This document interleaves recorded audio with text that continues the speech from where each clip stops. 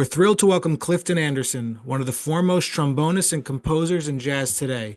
Known for his rich personal sound and exceptional melodic compositions, his music embodies the depth of his remarkable career. From his Harlem roots to early mentorship by his uncle jazz legend Sonny Rollins, to performing with icons like McCoy Tyner and Stevie Wonder, his journey has been extraordinary. So join us as we explore his experiences, artistries, and the stories behind his incredible contributions to the world of jazz. So, Clifton, thank you so much for joining me today. Thank you for having me, Abe. Yeah, It's a pleasure to be on with you yeah, my today. and pleasure to meet you as well. So we're beginning the new year 2025, and we just wrapped up 2024. So kind of catch me up with what's going on for you, what you're looking forward to doing musically this year, because we're just starting off the year, and I'm sure you've got some great things in the works. Well, yeah, I should say for those viewers that don't know too much about me, I'm an independent, what we call an independent artist, and that means that I'm pretty much self-contained with everything that I'm doing. I'm not signed.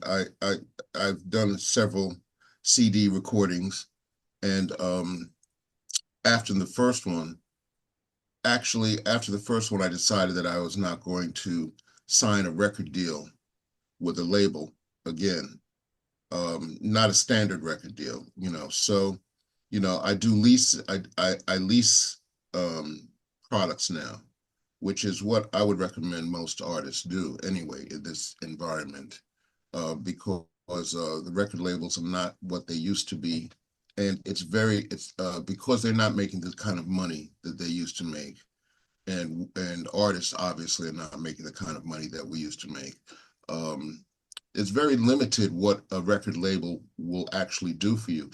And the industry and the music world has changed so dramatically from when I first had interest in music. It's a very different place now. It operates very differently.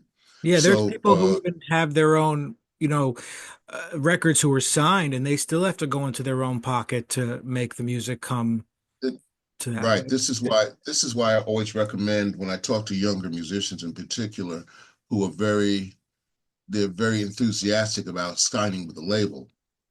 And I'm telling them that there's no guarantee from signing with any record label that you're going to advance your career at all. Um, and because what record labels can do right now for you is maybe advance you some money, but they're not, as you're saying, they're not even giving you a full budget to complete your product, and to be competitive, to be able to have a product that sounds competitively on par with what they themselves are doing for the artists that they want to back. And those that number of artists is very limited. It's like being in the NBA. It's like you have a lot of great players, in neighborhoods and in the streets that can play. Everybody's desire is to join the NBA, right? But there's only like 1% of those players get to the NBA, right? Doesn't mean that the ones that don't get there are as good or better than some that are in the NBA. It means that, it's a very selective process. And that selection is based on other people's agendas, really. It's not based on just solely how well you play, how what your musical concept is or whatever you're doing. It's based on a lot of things that are out of your control. So, having said that, you need to be able to move forward in a way that is really productive to your career and to your agenda. You have to understand that, we have there's a glut of musicians out here now. It's not like it was back in the 70s. You know, the 70s, you had musicians, there were a lot of musicians, but it's not like now. I mean, now you have conservatories churning out, graduating musicians every year, and everybody's moving into the same space. So it's like a lot of crabs in a barrel. Everybody's trying to, do the same things in the same ways. And it's not a paradigm that really works really for you personally. You have to be dedicated to your music, and you have to have something to offer. So in terms of you have to see yourself as a commodity in a marketplace. And this is the only way to really be able to go forward. If you want to have a career, most musicians I see today are their career is the gig, and the gig is not a career. The gig means that you are what's the word? You can be dropped, exchanged, manipulated by the marketplace, however the marketplace wants, unless you can offer something that's really unique or different, or that's your own. So to answer Yeah. your question, what I'm trying to do, what I'm doing, what I'm moving forward doing is what I've been, involved in over the past several years. I'm looking for new opportunities to record music and to perform music. But I'm looking at those kind of things in different ways now. They have to have something attached to them. It just can't be a job. It just can't be a gig. It just can't be, a job for a certain amount of money. There have to be other things that are attached to those jobs, to that work. Part of it for me is a spiritual thing. Part of it is uh, being associated with people and or organizations that I see that are more interested in the music itself, and not just on the bandwagon of pimping out or tricking out, musicians and music, If you're going to which is do what's going this, on. you've got to be resilient. This is not for the faint of heart. This is not for, I don't want Exactly. to say the weak, but because there's so many musicians and the pool just gets getting larger, you've got to find a ways to do what you love. And your outlook will certainly change when starting out more and more and more and more. That's right. When I started, it was really funny. Monty Alexander told me, he said, man, when I did my first record, he's on my first recording as a leader. And he said to me, man, I'm so happy to see you jumping in the pot. But he said, just be, I hope you understand that, you're not going to make any money doing this. You're not going to make, it's not about, it's about making enough money to survive and maybe to be okay, but you're not going to make any kind of money. It's not like doing pop music or something, You, so it's interesting. Like you might go see somebody play at a world-class venue, and you might think they have it all. But after that gig, they might not play a gig in a place like that for quite some time. exactly. Today's business in live music um, is hinged on booking agents, and I wouldn't even say booking agents. I've never had an exclusive booking agent. So, I mean, from my whole history, which was kind of, I never really understood that. There was a period when, I had product out that was released, international global releases through distributed through Universal Music. I mean, I've had a couple of substantial releases, and I would think that uh, I would be someone that a booking agent would be interested in, especially when I was getting such great live reviews, from audiences and from critics and things like this that were coming to my shows at that time. But it never really happened for me. So I was kind of pushed into the area that I'm moving through now, almost, by force. I mean, it was almost like, I didn't have any choice but to start to learn how to operate on my own, in this business. And a lot of times I tell other musicians also, sometimes the thing is money, really. It comes down to money. If you have something that you're dedicated to and you're committed to, the only thing that is preventing you from doing what a record label or manager or some people that are involved with you are doing is, you understanding the business, and you learning how to exploit yourself personally. And you'll probably do, once you learn the business, you can probably do a better job of that than a record label or anybody else will do. You're in charge. You know exactly what you want to present to your audience. You know, now whether you have the money for it or not to do it, that's another story. That's always a problem. That's always an issue. You know, but for me, I'm trying to pursue my music. I'm not playing with that many. I found, I spent most of my career. I I, I started playing professional jobs in the early 70s, in the mid 70s.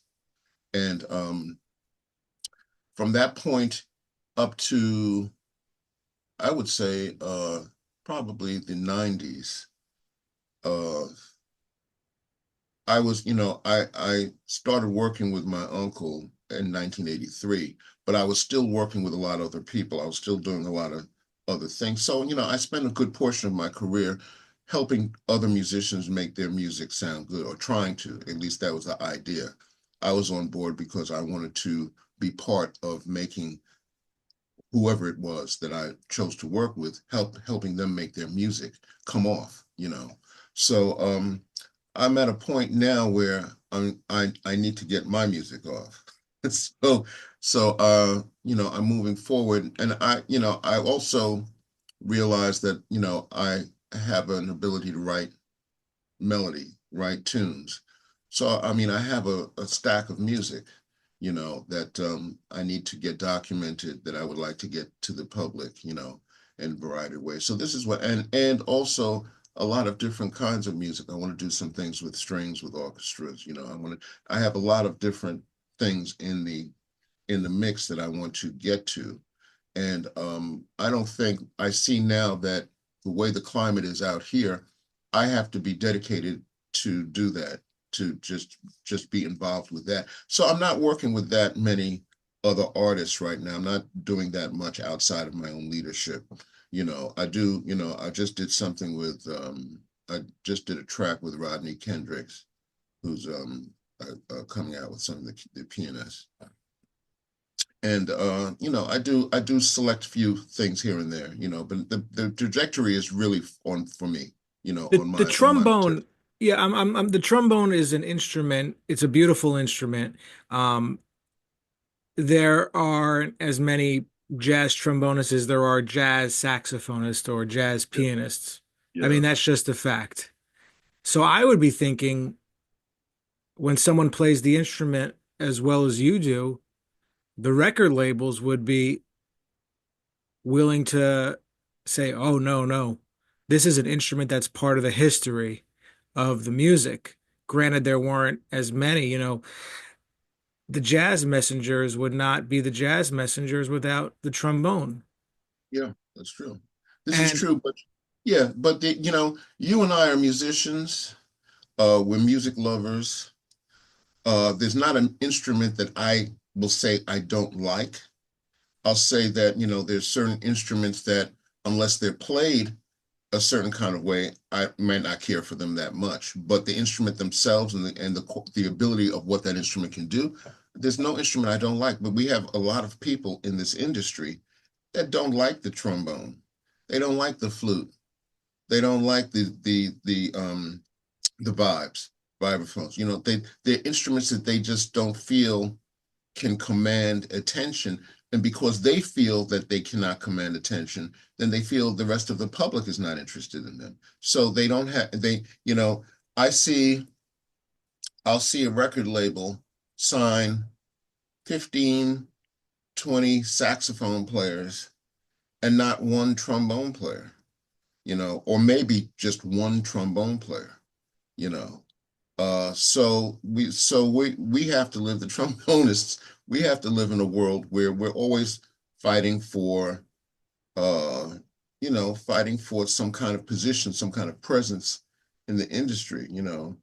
I've gotten to the point where, I don't I'm not trying to teach. I'm tired of trying to teach people what to do, what I feel, their job can be, or if they have more vision or insight or ability to understand the potential and the possibilities and it's not just the trombone, like I said, the variety of other instruments. The only people who who suffer from this are the public. The public doesn't get an opportunity to hear enough variety in what they're getting, not only on the instrument, but in what people are doing.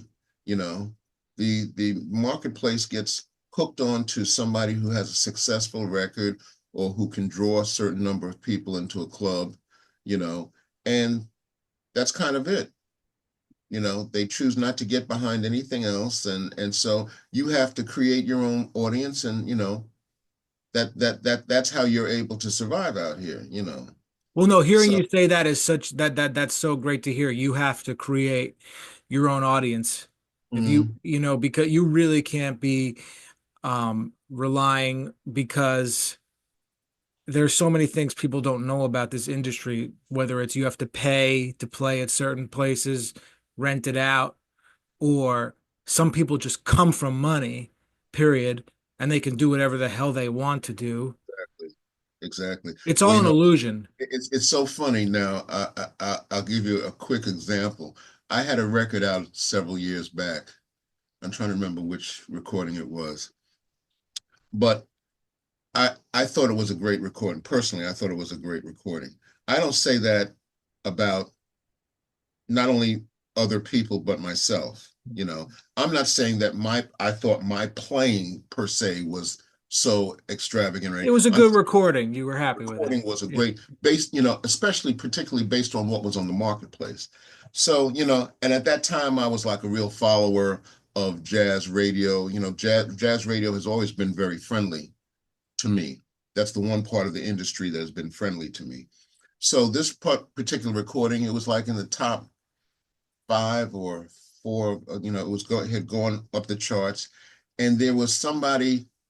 I don't want to mention the name, but there was somebody that is associated with a famous wealthy family, and I didn't know that at that time. You know, I just saw the name, and I was wondering who this. I never heard this person's work or anything, and that person's recording kind of shot by me and went above me, and my record never advanced past this. So you didn't So see it like at all before? Like it just kind of came out of nowhere? no, it came on the charts, but it moved up the charts pretty quickly. And I never heard of the person, you know. This is like, you know, and they were there. And so I went to investigate and I went to listen to the record. And, you know, I saw a few of my friends were on the record, you know, playing on the record, people, you know, the musicians I knew. But I listened to the recording and I was like, wow, you know, this is like, you know, top five, you know. And it stayed there for a minute, you know, stayed there. I don't know how many weeks, maybe a couple of weeks it stayed up in that top five already. My record, I think was at number five or number six. It never got past that. And this record got up there, stayed there for a minute, and then just disappeared. And so I said, well, wow, well, this is really interesting. You know, this is very interesting. The other thing and that was one of the recordings. I think that was a record that I did, came out on an independent label. And the recording that I did before that, what was very interesting about the business is that the recording I did before that was signed by Universal Music. It was distributed worldwide. And when that record came out, which was a good record also, but it wasn't as good as the one that I'm talking about. And that record took off like hotcakes. I mean, and I was very interested to see how the industry treated that record, decided to treat that record, which was to me obviously not as good as the one we're talking about. But you know, I got, you know, nominations for trombonist of the year. I got all of these accolades from that record. And I said, well, the record was good. And I appreciate all that attention. But this record is quite a bit better. It's like, you know, it's like a follow-up that's like a lot better. And I had to fight every step of the way for that record to get. But I'm saying this, I'm saying that the reward was in the fact that, you know, that record that I'm talking about, the one that I thought was better, got attention. It got a lot of attention. It got me a lot of it got me some fan base that I didn't have before, you Yeah. know. Do you think that we, as jazz musicians, we need to, I mean, the world is becoming more politically correct. As you know, I'll give you an example. So, like, I was doing a lot of playing down in New Jersey in the Cape May and Wildwood area. It's way South Jersey. I'm not, in by the shore. And I was at a gig and doing like a lecture, and someone was like, "How come you don't play at the Cape May Jazz Festival?" And I just had to, and I said, "Ask them. I have no idea." You I know, would be wealthy. I would be wealthy if I had even 5 cents for every time somebody said, "How come you're not on Newport Jazz Festival? How come you're not at the Cape May Jazz Festival, Saratoga Jazz?" Every festival you can name, people are asking me why I'm not on there. when people, does that make your blood boil? Because like when that person asked Well, me that, I was just like, "Ask them. I don't know." You know? it did at one time, you know. Mm, It bothered me because my standard for what I felt why I should be on those festivals is different from the people that book those festivals, what they think mm, is the appropriate thing for them, and their festival. So once I realized that, there's a whole lot of things that are involved in that. Most of the people on the business side, I've realized in this industry, they have their own agendas, and some of what they say is true. It's difficult. They're concerned with artists that are popular at the moment, that they feel can draw audiences to them. mm, But they're kind of different than they used to be. Years ago, you had at least some promoters that were willing to take chances on artists that were not, as well known, or, didn't have as high public profile. And 9 times out of 10, when they took a chance on that artist became much better known because they had a great show, you know, they had something to offer. There's a singer, Rochelle Farrell, and I remember Rochelle Farrell. This is a time when I was working with Sonny. We were in France, made one of the major festivals in France. It was either Nice or Antibes Jazz Festival, and the promoter was telling me, "This girl, have you ever heard of this girl? We got this girl to come in because I think Dee Dee Bridgewater, somebody couldn't do their night, so they had to find somebody just to sit in that night, and they got this girl, Rochelle Farrell. She was unheard of, right? So after when she performed, they're freaking out because of how good she was, and nobody knew what she could do, and nobody knew anything about her. And here comes this unknown person. She gets up on the stage, and she presented a really good show. You see, so that's the problem with the industry. I have a problem with musicians, quite frankly, now with musicians and the industry as well. I think that a good portion of the problem that you and I face and other musicians face that are really dedicated to this music, I think a lot of it has to do with the way that we've handled ourselves in this business. It's a generational thing. You have young musicians who always come along, they want to be heard, they want to be seen, right? They'll work for nothing practically. They'll accept they'll accept the kind of contracts and deals from the industry that clearly are not in their favor, or not helpful. I should say, it's one thing to contract something singularly that's not in your favor necessarily, but if this is a process that you're doing over and over and over again, uh, that doesn't, what does it do for you?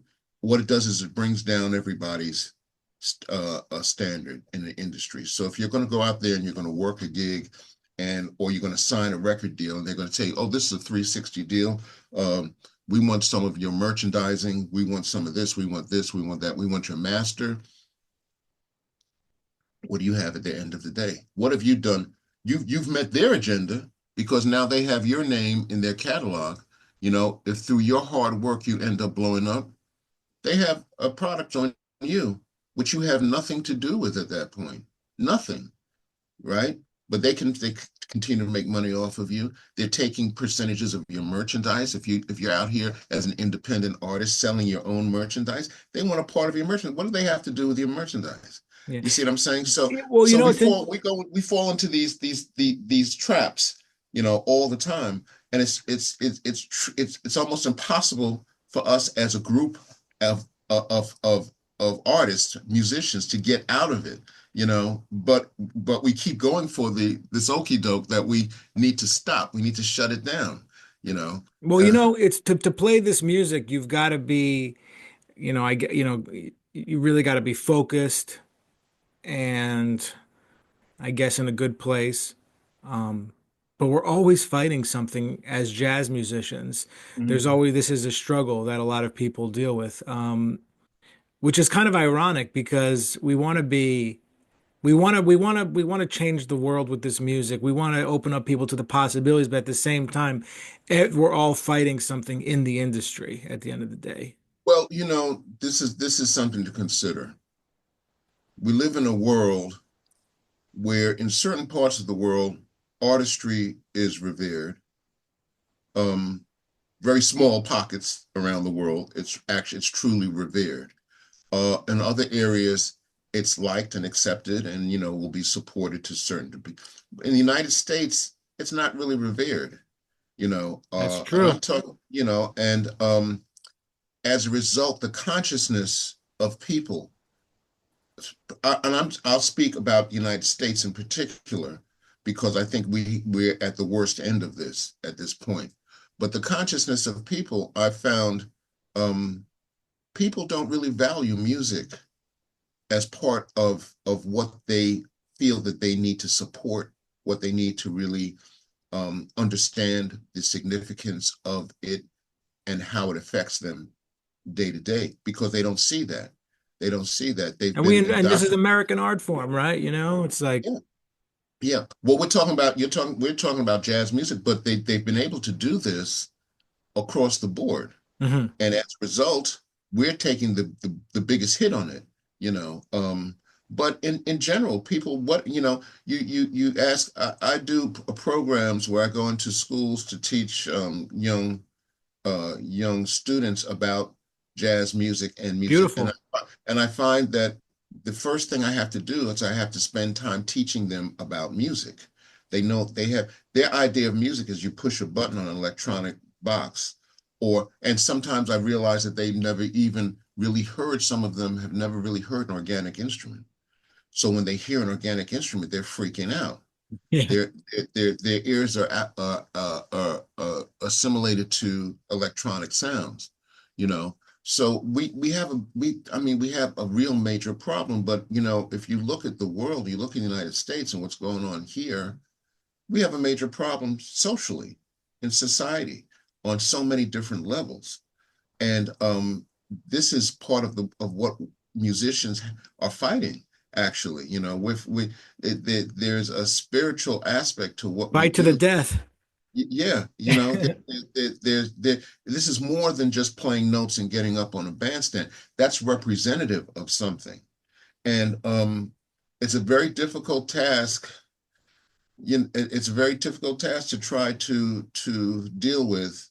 But unfortunately, I think that we've been moving it way in the wrong direction for a long period of time in this business, and we're in a really capitalist-based country where everything has now become about. It's always been that way, but I mean, it's like it's out of control. It's magnified now. Everything's about money, and artistry is really being lost. Um, even the perception of an audience to understand what they're listening to is almost gone. You know, uh, I've heard some people. I've gone down to listen to some people that the industry is really hyped up on at some clubs. I've done this several times. I've gone down and I've sat in the back of the room and I've listened to what this person is doing. And I mean, these people are getting, some of them are getting press, all over the place and accolades. And I go and I listen to them, and the audience is like, wow, wow, going crazy. And I'm like, I'm sitting there like I'm in the Twilight Zone, you Yeah. know, because I'm like, they're okay, but I mean, they're not that. You know, they're not that. But the audience seems to think that they're that because that's how they're being presented. And the audience is just going along with this whole, dynamic of what this artist is and what this artist is bringing, which is something that I've had the fortune to be around the people that a lot of artists today are trying to emulate and replicate. Well, humans are So also very easily influenced too. So, yes. so when I was in France, I went to a jazz club. It was clear that I was the jazz musician listening to the jazz musicians. So I was like clapping after every solo really loud, you know? And if I didn't clap, because I didn't clap, I'm like, I wonder if I don't clap right now, will people not clap? And they didn't, you know? Yeah, right, right. I was like, this is crazy, Well, you know? nobody has an understanding really of what is, including a lot of musicians. A lot of the young musicians don't know, uh, unfortunately, and I don't know this is going to change. I happen to be, and I know I'm going to anger some people about this, but this is why you don't see me being interviewed that much. One of the reasons I think I'm honored. is because um, I have a whole different take on academia. And I feel that academia in many ways has destroyed this music. Now, I shouldn't say destroyed it, but it has not advanced it or helped it in ways that it needs to be it needs to be nurtured at this stage of time. And it's because I think the way that it's being taught is not the way that you can really learn this music. I went to a conservatory. I graduated out of a conservatory here in New York City, one of the major ones. And I didn't learn well, I should say this. When I was going to that school, that school didn't want to have anything to do with what we call jazz music, right? And I was there with several great musicians, and we were forced to just hang out together all the time. There was no jazz curriculum. There was no jazz department in the school. Yet here we were. There was a singer who went on to get a lot of fame. Her name was Angela Bofo, right? She put out several really big recordings on the GRP label at that time. And she was very well known doing worldwide tours and everything. But we were in school together. The other person that we were there with, well, there were a few others, but of note that you would know was the pianist Kenny Kirkland. Oh So, my God, of course, so geez. Kenny Kirkland and myself and Angie, we would travel around the city to try to find, things to get involved with.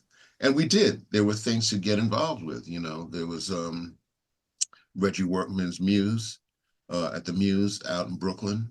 There was Barry Harris's cultural theater down on 8th Avenue. There were places that we could go to hang out, to not only hang out, and a lot of these places we would hang out in, but you wouldn't even play Yeah. because the musicians that were there were established musicians. And I met so many musicians uh, that were like, I would see on all these records, and I was hanging out with them, and it would be, maybe a few months before, and they would say, "Oh, you want to sit in on this? You want to play here? You want to do something here?" You No, know. Clifton, this has been amazing. I wish we're gonna have to do part two because Okay. All right. we're running out of time. But I just want to say thank you so much for for doing this, and I hope we can do part two. Yeah, yeah, we can schedule a part two, and whenever you want, man, we can talk some more. I think the Awesome. information that we have should be out there in the ether. Oh, yes, yes.